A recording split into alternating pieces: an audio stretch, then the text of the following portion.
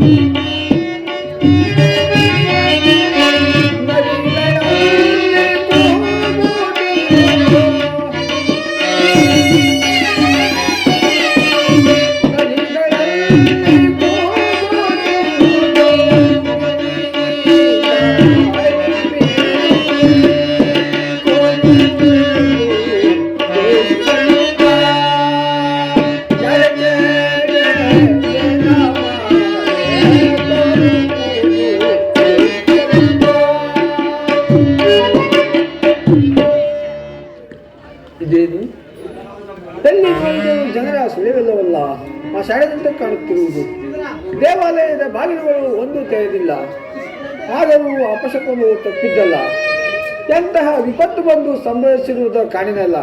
ಇರಲಿ, ಅರಮನೆಗೆ ಹೋಗಿ ವಿಚಾರಿಸಿ ತಿಳಿಯುವೆನು.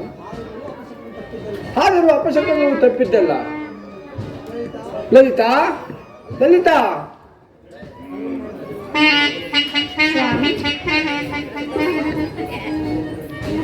ಲಲಿತಾ, ಅರಣ್ಯದಿಂದ ಸೇವಕರೊಡನೆ ನನ್ನ ತಂಗಿ ಮಕ್ಕಳನ್ನು ಕಳಿಸಿದಲ್ಲ, ಅವರು ಎಲ್ಲಿರುವರು ಹೇಳು?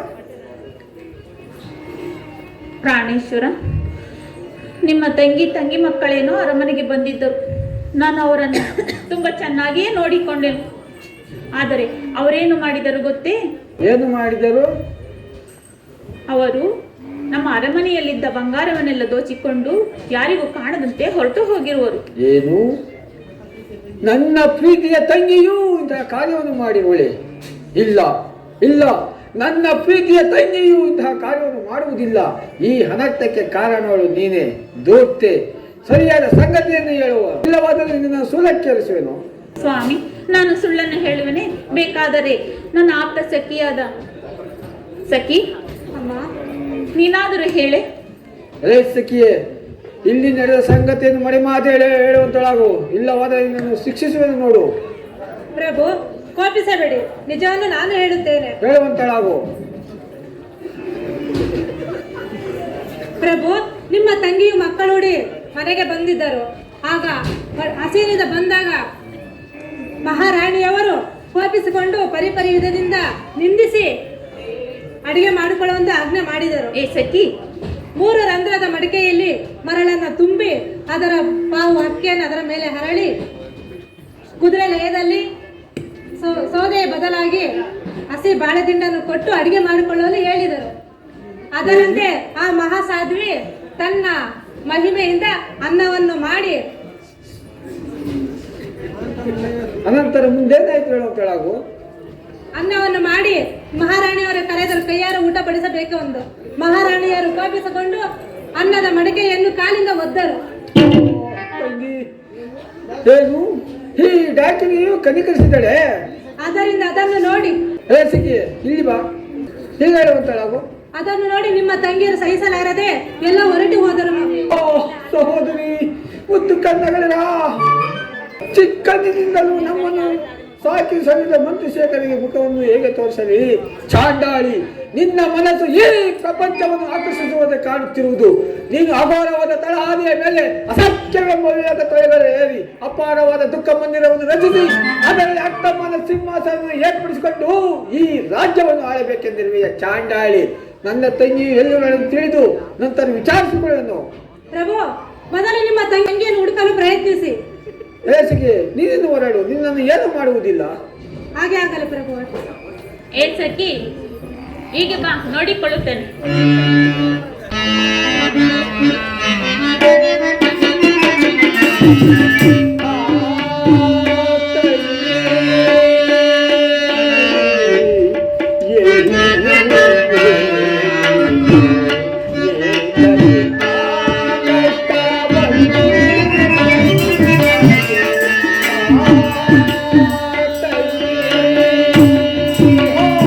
ಸಹೋದರಿ, ಮುದ್ದು ಕನ್ನಡಲ್ಲ, ಅಯ್ಯೋ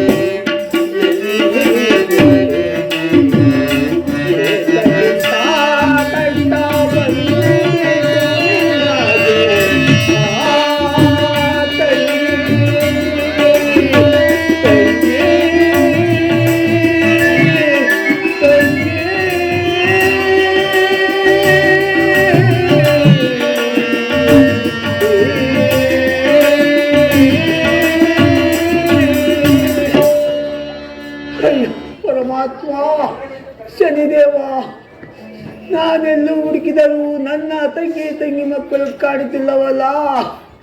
ಏನು ಮಾಡಲಿ? ತಿರುಗಿ ತಿರುಗಿ ಆಯಾಸಗೊಂಡಿರುವೆನು. ಬಾಯಾರಿಕೆಯಾದರೂ ಬಾಧಿಸುತ್ತಿರುವುದು. ಏನು ಮಾಡಲಿ? ಅಯ್ಯೋ ಪರಮಾತ್ಮ. ಓಹೋ, ಅಲ್ಲಿ ಒಂದು ಬಾವಿಯು ಕಾಣುತ್ತಿರುವುದು. ಅಲ್ಲಿಗೆ ಹೋಗಿ ನೀರನ್ನು ಕುಡಿದು ನನ್ನ ದಾಹವನ್ನು ಪರಿಹರಿಸಿಕೊಂಡು ನಂತರ ಎಲ್ಲಿಯಾದರೂ ಹುಡುಕುವೆನು. ಹಾ ಸಹೋದರಿ, ಮುದ್ದು ಕಣ್ಣಗಳಿರ. ಅಯ್ಯೋ ಪರಮಾತ್ಮ, ನನ್ನ ತಂಗಿ ಮಕ್ಕಳು ಈ ಬಾವಿಯಲ್ಲಿ ಬಿದ್ದು ಸತ್ತು ಹೋಗಿರಲ್ಲ. ಅಯ್ಯೋ ಪರಮಾತ್ಮ. ಸೇವಕನೇ, ಈ ಎಣೆಗಳನ್ನು ಮುಂದಾಗಿ ಹೊರಗೆ ತೆಗೆದು ಹಾಕುವಂತ ನಾವು ಆಗ್ಬೋದು. ಸಹೋದರಿ, ಮುದ್ದು ಕಣ್ಣಗಳಿರ. ಅಯ್ಯೋ ಪರಮಾತ್ಮ.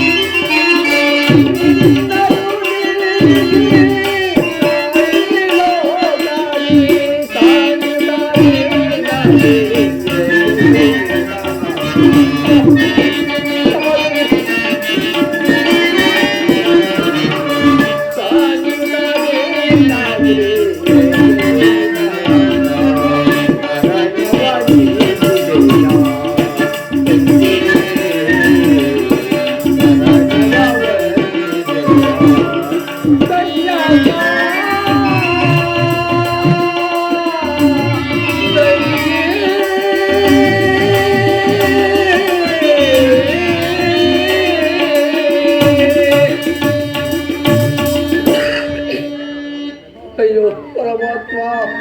ಸಹೋದರಿ, ಒಂದು ಕನ್ನಡಿಗ ನಿಮ್ಮನ್ನು ಕಳೆದುಕೊಂಡು ನಾನು ಹೇಗೆ ಜೀವಿಸಲಿ?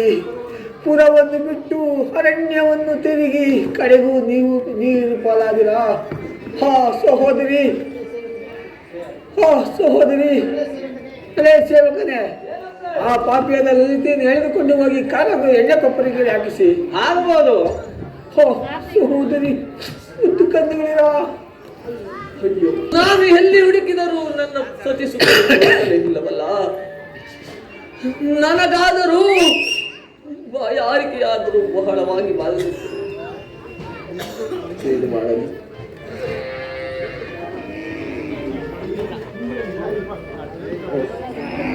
ಸಮೀಪದಲ್ಲಿ ಒಂದು ಬಾವಿ ಕಾಣುತ್ತದೆ.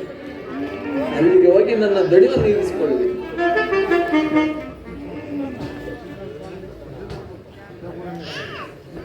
ಏನಿದು ಈ ರೀತಿಯಾಗಿ ತಳತಳಿಸುತ್ತಿರುವುದಲ್ಲ?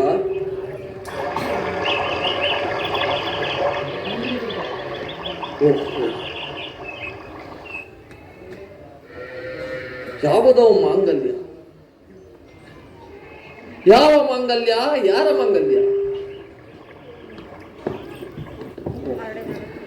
ಇದು ನನ್ನ ಪ್ರಾಣ ಪ್ರಿಯೆಯಾದ ನನ್ನ ತಂಗಿಯ ಮಾಂಗಲ್ಯವೇ. ಪರಮಾತ್ಮ, ಅವರೆಲ್ಲಿರುವರೋ ಕಾಡಿರಲ್ಲವೋ ಪರಮಾತ್ಮ. ಸಹೋದರಿ ಮುದ್ದು ಕಣ್ಣಗಳಿರ. ಏನಿದು? ಎಲ್ಲಿಯೋ ಆರ್ತನಾದ ಧ್ವನಿ ಕೇಳಿ ಬರುತ್ತಿರುವುದಲ್ಲ. ಇರಲಿ, ಸಮೀಪಕ್ಕೆ ಹೋಗಿ ವಿಚಾರಿಸಿ ನೋಡಿ. ಅಯ್ಯ ಅಯ್ಯ, ನೀನು ಯಾರು? ಈ ರೀತಿ ಸತ್ತು ಮಲಗಿರುವವರು ಯಾರು? ಅಯ್ಯ, ನಾನು ನಿನ್ನೊಡನೆ. ಅಯ್ಯ, ನೀನು ಯಾರು? ನೀನು ಬಂದ ವಿಚಾರವನ್ನು ತಿಳಿಸು. ಅಯ್ಯ, ನಾನೊಬ್ಬ ದಿಕ್ಕಿಲ್ಲದ ಪರದೇಶ. ಇವರು ಈ ರೀತಿಯಾಗಿ ಸತ್ತು ಬಿದ್ದಿರಲು ಕಾರಣವೇನು? ಅಯ್ಯ, ನಾನು ನಿನ್ನೊಡನೆ ಏನೆಂದು ಹೇಳಲಿ? ಈಕೆಯು ನನ್ನ ತಂಗಿ, ಈ ಮಕ್ಕಳು ನನ್ನ ತಂಗಿ ಮಕ್ಕಳು. ಇವರ ಪತಿಯು ಅರಣ್ಯದಲ್ಲಿ ಬಿಟ್ಟು ಹೊರಟು ಹೋದನಂತೆ. ಆಗ ನಾನು ಆ ವನಕ್ಕೆ ಭೇಟಿಯಾಡಲು ಹೋಗಿದ್ದೆನು. ಆಗ ಇವರನ್ನು ಕಂಡು ಸೇವಕರೊಡನೆ ನಮ್ಮ ಪಟ್ಟಣಕ್ಕೆ ಕಳಿಸಿದೆನಯ್ಯ. ಆಗ ನನ್ನ ಹೆಂಡತಿ ಇವರನ್ನು ಮನೆಗೆ ಸೇರಿಸದೆ ಹೋದ ಕಾರಣ ಇವರೆಲ್ಲರೂ ಈ ಬಾವಿಯಲ್ಲಿ ಬಿದ್ದು ಸತ್ತು ಹೋಗಿರುವರಯ್ಯ, ಸತ್ತು ಹೋಗಿರುವರು. ಅಯ್ಯ, ಈಕೆ ಯಾರು? ಈಕೆಯ ಪತಿಯ ಹೆಸರೇನು? ಈಕೆಯ ಪಟ್ಟಣ ಯಾವುದು ಎಂಬುದನ್ನು ನನ್ನೊಡನೆ ಮರೆಮಾಚದೆ ತಿಳಿಸುವ. ಅಯ್ಯ, ಈಕೆಯ ಪಟ್ಟಣ ಕಾಶಿ ಪಟ್ಟಣ. ಈ ಮಕ್ಕಳು ನನ್ನ ತಂಗಿ ಮಕ್ಕಳು. ಈಕೆಯ ಪತಿಯ ಹೆಸರು ವಿಜಯಸಿಂಹರಾಜನೆಂದು ಕರೆಯುವರು. ಈಕೆಯ ಹೆಸರು ನಲ್ಲತಂಗಾದೇವಿ ಎಂದು.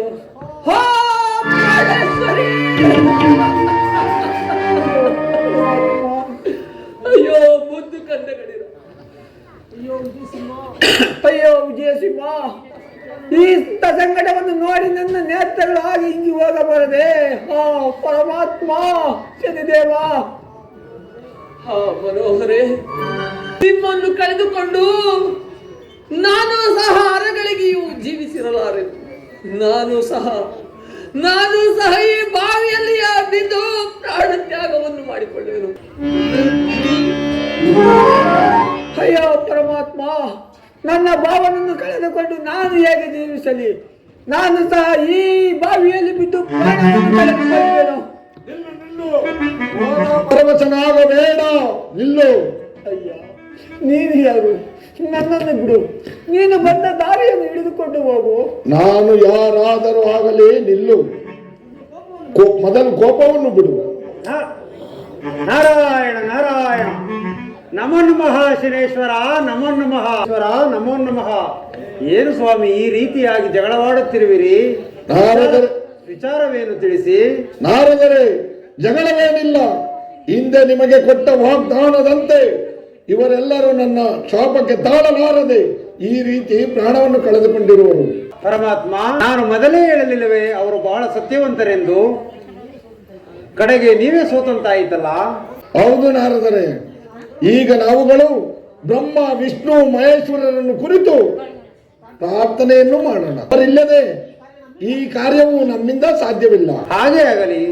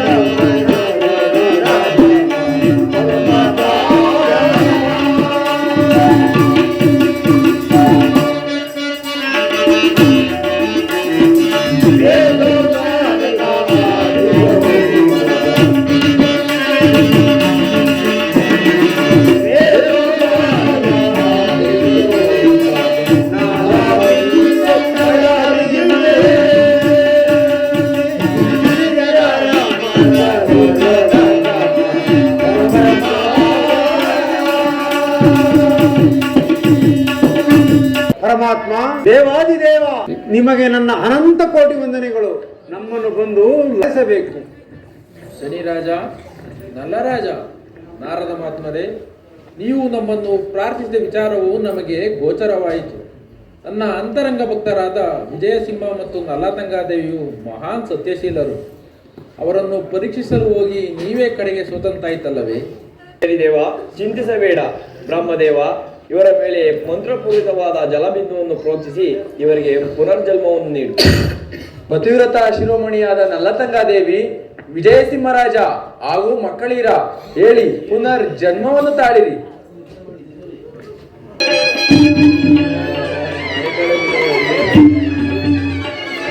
ಸಹೋದರಿ, ತಂಗಿ, ಮುದ್ದು ಕಂದಗಳಿಗ, ಹಾ ಪ್ರಾಣೇಶ್ವರಿ, ಅಯ್ಯೋ ಮುದ್ದು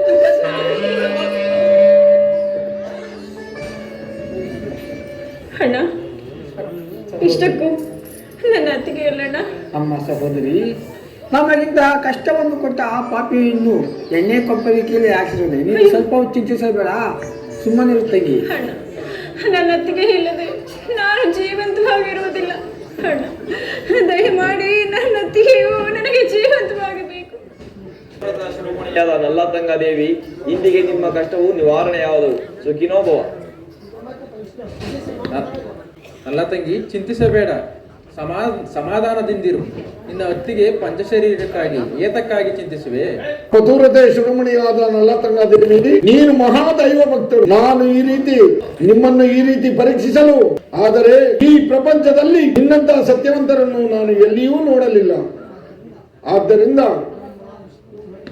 ಬ್ರಹ್ಮ, ವಿಷ್ಣು, ಮಹೇಶ್ವರನನ್ನು ಮೂರ್ತಿಗಳ ಪಾದಕ್ಕೆ ನಮಸ್ಕರಿಸಿ ಇಂದಿನಂತೆ ನಿಮ್ಮ ರಾಜ್ಯಕ್ಕೆ ತೆರಳಿ ರಾಜ್ಯಭಾರವನ್ನು ಮಾಡಿದೆ. ಪರಮಾತ್ಮ, ನೀವು ಕೊಟ್ಟ ಕಷ್ಟಗಳೇ ನನಗೆ ಸಾಕು. ಪತುವ್ರತೆ ಶಿರೋಮಣಿಯಾದ ನಲ್ಲತಂಗಾದೇವಿ, ನಿನ್ನ ದೃಢ ಭಕ್ತಿಗೆ ನಾನು ಮೆಚ್ಚಿರುವೆನು. ನಿನಗೆ ಬೇಕಾದ ವರವನ್ನು ಕೇಳು, ನಾನು ಕೊಡುವೆನು. ಪರಮಾತ್ಮ, ನಮಗೆ ಕೊಟ್ಟಂತಹ ಕಷ್ಟಗಳನ್ನು ಈ ಲೋಕದ ಜನರಿಗೆ ಯಾರಿಗೂ ಕೊಡಬಾರದೆಂದು ನಿನ್ನಲ್ಲಿ ಬೇಡಿಕೊಳ್ಳುವೆನು ದೇವ. ನಲ್ಲತಂಗಾದೇವಿ, ನಿನ್ನ ದೃಢ ಭಕ್ತಿಗೆ ನಾನು ಮೆಚ್ಚಿರುವೆನು. ನಿನ್ನ ಮಾತಿಗೆ ಅನುಸಾರವಾದ ವರವನ್ನು ಕೊಟ್ಟಿರುವೆನು, ತೆಗೆದುಕೋ. ಅದು ಅಲ್ಲದೆ ಪ್ರತಿ ಶನಿವಾರ ಯಾರು ನನ್ನ ಭಯ ಭಕ್ತಿಯಿಂದ ಪೂಜಿಸುವರೋ ಅವರ ಇಷ್ಟಾರ್ಥಗಳನ್ನು ಕೊಟ್ಟು ಸಕಲ ಸೌಭಾಗ್ಯವನ್ನು ಕೊಟ್ಟು ಕಾಪಾಡುವೆನು. ಅಲ್ಲದೆ ನನ್ನನ್ನು ಯಾರು ತಿರಸ್ಕರಿಸಿ ಮಾತನಾಡುವರೋ ಅಂತವರಿಗೆ ಪರಿಪರಿಯಾದ ಕಷ್ಟವನ್ನು ಕೊಟ್ಟು ಕಾಡದೆ ಬಿಡುವೆನು. ಅಣ್ಣ, ನನ್ನ ಅತ್ತಿಗೆ ಆದರೂ ಇಲ್ಲಣ್ಣ. ನಮಗಿಂತ ಕಷ್ಟವನ್ನು ಕೊಟ್ಟ ಪಾಪಿಯನ್ನು ಚಿಂತಿಸಬೇಕು. ವಿಜಯಸಿಂಹ, ಅಂಗರಾಜನು ನಿಮಗಾಗಿ ಕಾದಿರುವನು. ಇಂದಿನಂತೆ ನಿಮ್ಮ ರಾಜ್ಯಕ್ಕೆ ತೆರಳಿ ನಿಮ್ಮ ರಾಜ್ಯಭಾರವನ್ನು ಮಾಡಿದೆ. ನನ್ನ ತಂದೆಯಾದ ಸೂರ್ಯದೇವನು ಉದಯಿಸುತ್ತಿರುವನು. ಇನ್ನು ನನ್ನ ನಿಜ ಸ್ಥಾನವಾದ ತಾರಾಮಂಡಲಕ್ಕೆ ಹೋಗುವೆನು. ಇನ್ನು ನಮ್ಮೆಲ್ಲರಿಗೂ ಆನಂದವನ್ನು ಉಂಟು ಮಾಡಿದ ತ್ರಿಮೂರ್ತಿಗಳನ್ನು ಮತ್ತು ಶ್ರೀ ಶನಿದೇವರನ್ನು ಕುರಿತು ಮಂಗಳವನ್ನು ಪಾಡೋಣ.